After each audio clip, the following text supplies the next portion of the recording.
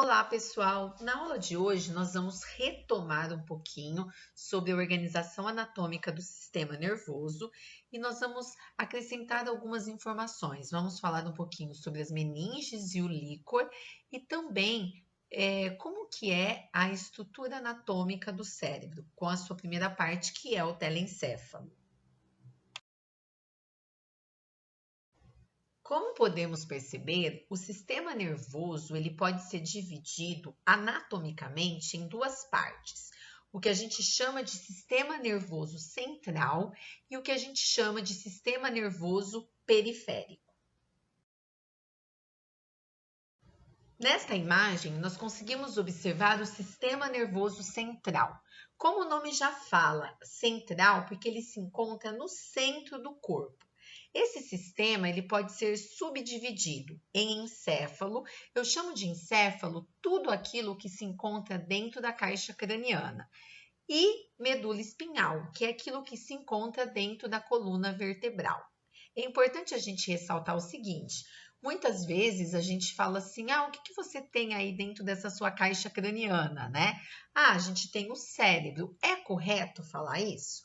Não. Por quê? Porque dentro da caixa craniana nós temos outras estruturas. Então, o correto é falar que nós temos o encéfalo. Já nessa imagem, nós conseguimos observar o sistema nervoso periférico. O nome já fala, aquilo que está localizado na periferia. Esse sistema ele vai ser constituído pelos gânglios nervosos e pelos nervos. Os nervos nada mais são do que conjuntos de axônios.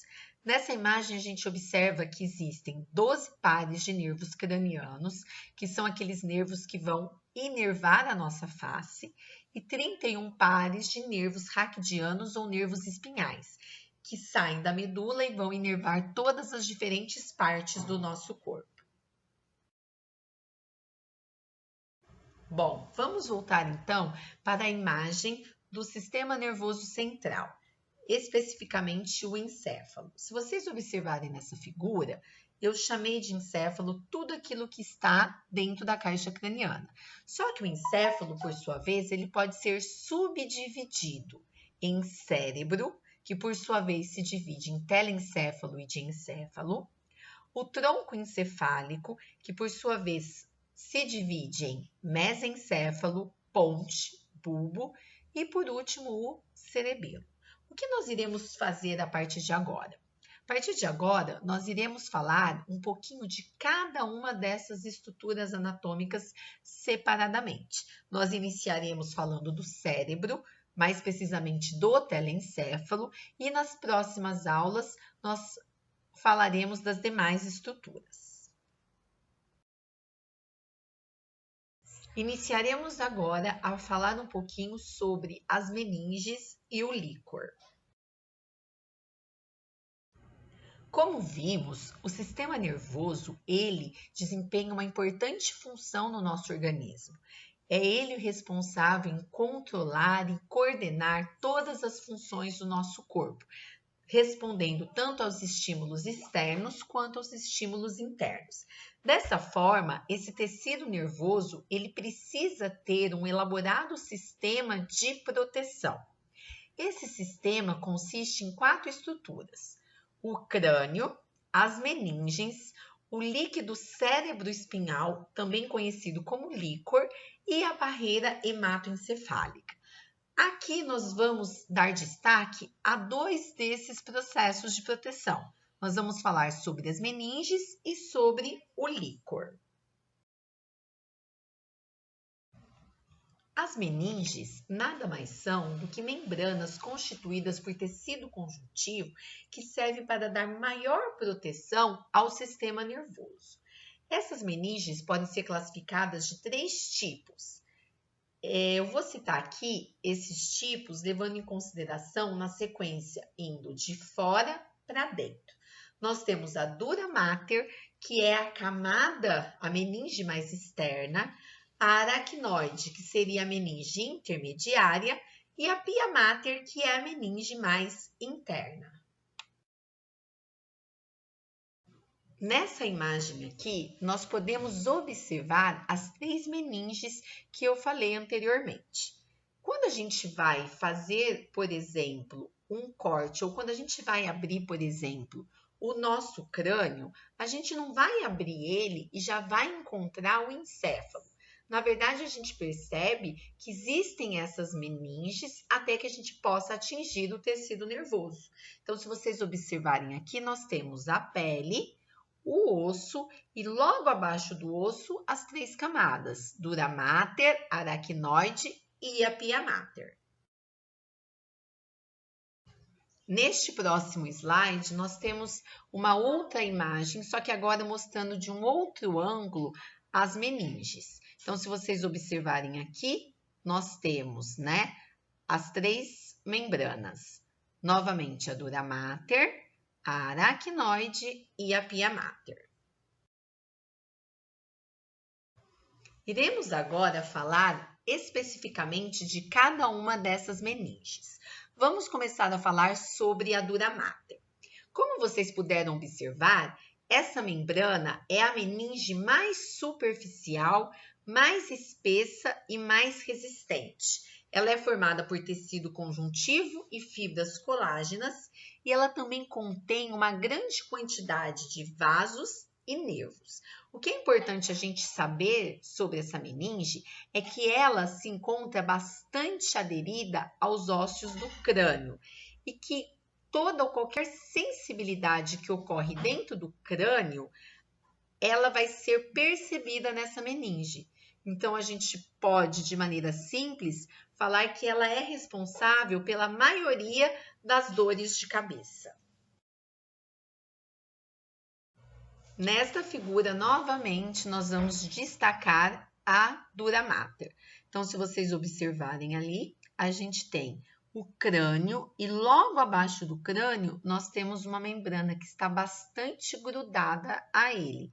Essa primeira membrana é a dura mater. A segunda meninge que nós temos é a chamada aracnoide. Ela é uma membrana intermediária e se comunica tanto com a dura mater quanto com a pia mater. Entre a aracnoide e a dura mater existe um espaço chamado de espaço subdural. Já entre a aracnoide e a pia mater, existe um espaço chamado de espaço subaracnoide. Esse espaço ele é muito importante porque ele vai conter o líquido cérebro espinhal que nós iremos falar posteriormente. Além disso, nesse espaço subaracnoide, existem as chamadas trabéculas aracnoides, que atravessam esse espaço para poder se comunicar com a pia mater.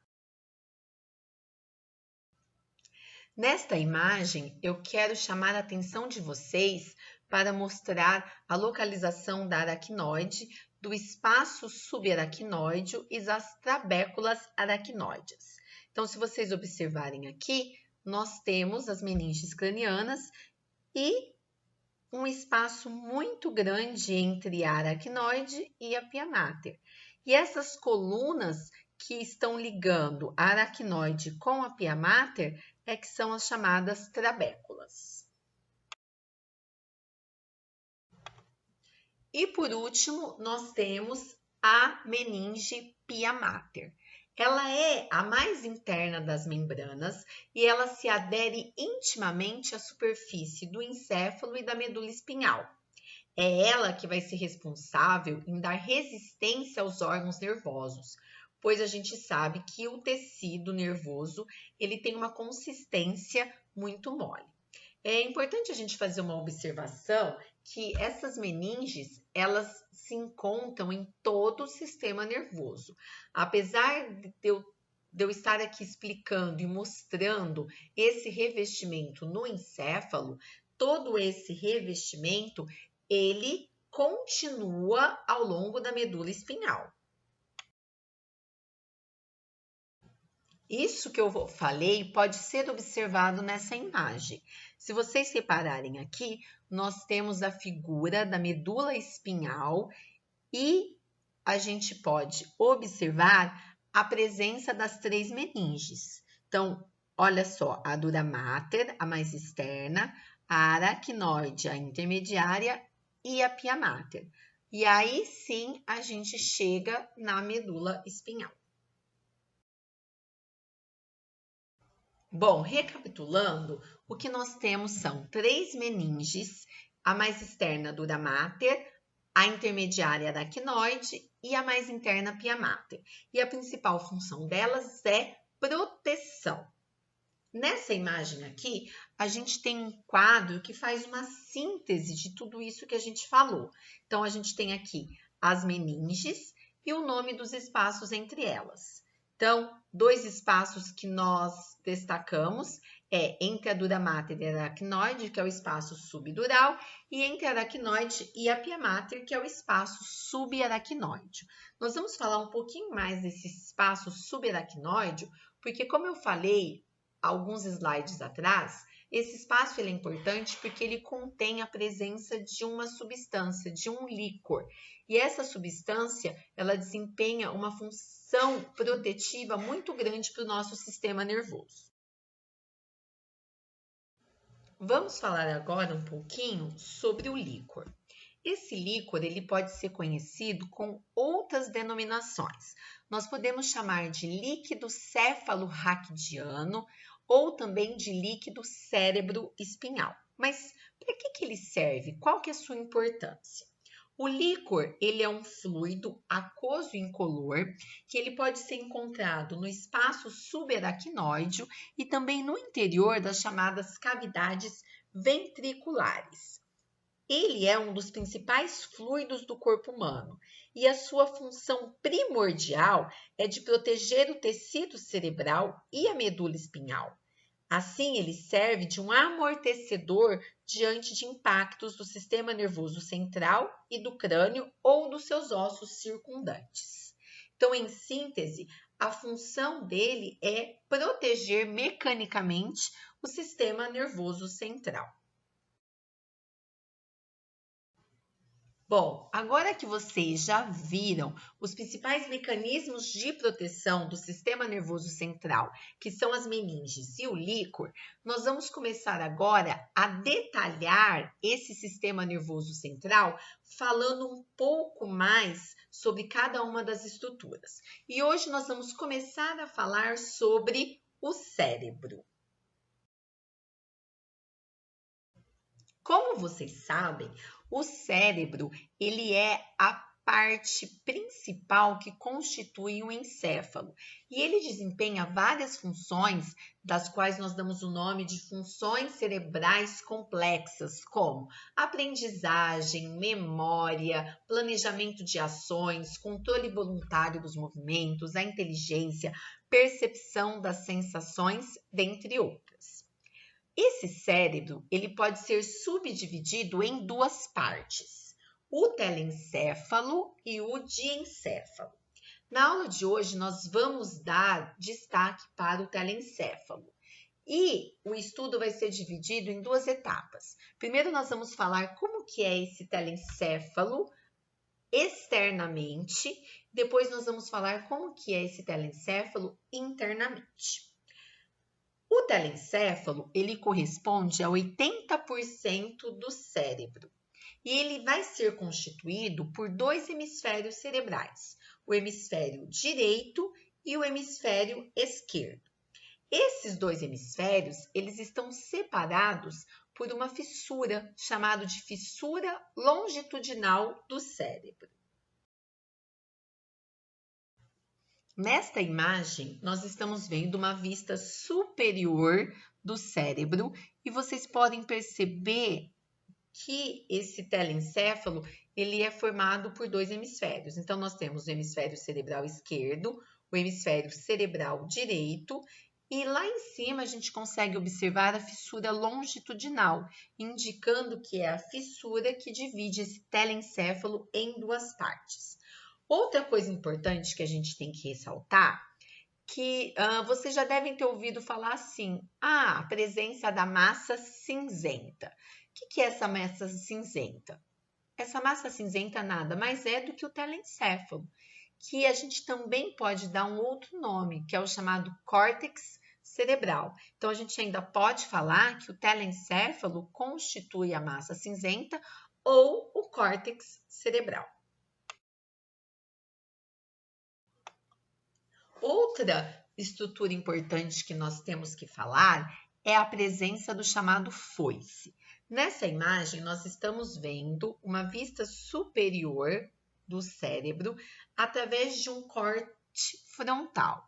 Se vocês observarem, nós conseguimos notar a presença de um septo vertical mediano que ocupa a fissura longitudinal do cérebro, separando esses dois hemisférios. É esse septo vertical que nós vamos dar o nome de foice. Além disso, é importante a gente ressaltar que o telencéfalo ou o córtex cerebral, ele costuma ser dividido em grandes regiões, que são denominadas lobos. Essas regiões recebem esses nomes porque eles são correspondentes aos ossos do crânio que os cobrem. Com isso, a gente pode observar 5 principais áreas ou lobos, que é o lobo frontal, o lobo parietal, o lobo temporal, o lobo occipital e a ínsula.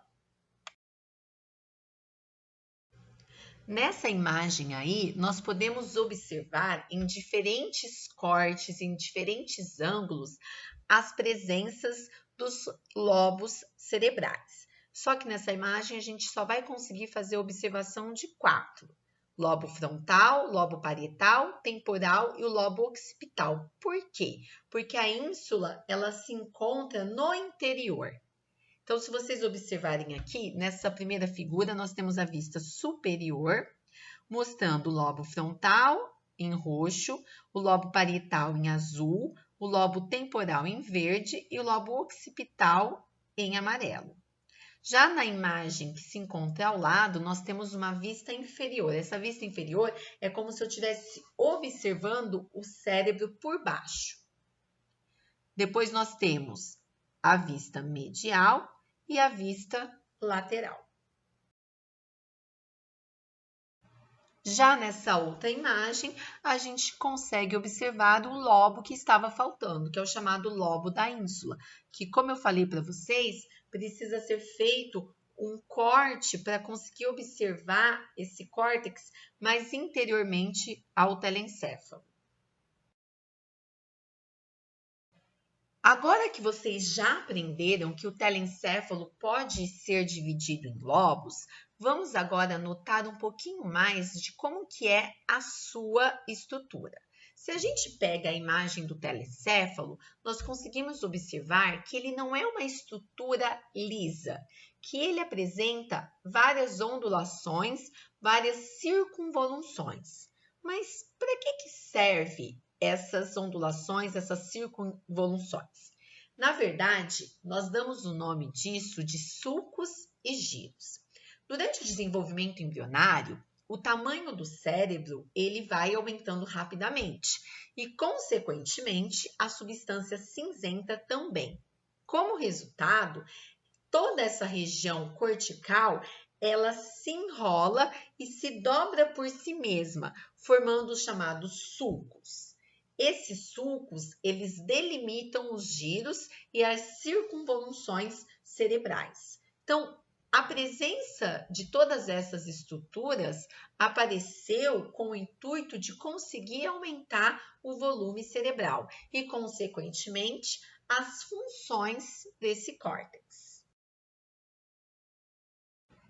Para facilitar melhor o entendimento do que são essas circunvoluções, vamos observar essa imagem, que mostra detalhadamente o que é um sulco e o que é um giro. Se vocês observarem aqui, nós podemos perceber que o sulco são fissuras presentes no córtex cerebral. E esses sulcos, o espaço entre esses sulcos, são delimitados pelo que nós chamamos de giros.